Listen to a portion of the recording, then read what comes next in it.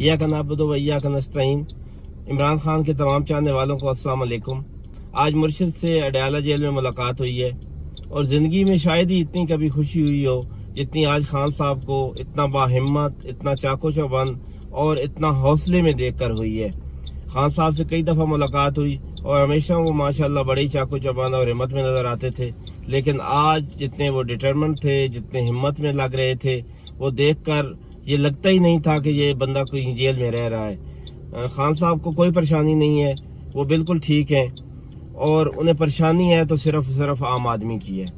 वो ये कहते हैं कि जिस तरह के मुल्क के हालात बनाए जा रहे हैं, जिस तरह मुल्क कर्जों के बोझ तले दबता जा रहा है और जो लॉ एंड ऑर्डर की सूरत हाल है, इसमें आम आदमी कैसे सरवाइव कर रहा है और वो कैसे कर पाएगा।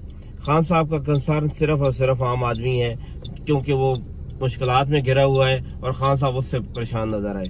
और दूसरा, खान साहब ने जो अपना मेन कंसर्न शो किया वो बेगुनाह कैदियों के बारे में, जो कि 9 मई का बहाना बनाकर और झूठे मुकदमे दर्ज करके उनको जेल में रखा हुआ है। और स्पेशली मियाँ वाली के जो लोग जेलों में हैं उनके बारे में उन्होंने मुझसे बहुत पूछा और वो उनके बारे में बहुत परेशान नजर आए कि वो लोग बेगुनाह जेलों में हैं, उनको बाहर आना चाहिए।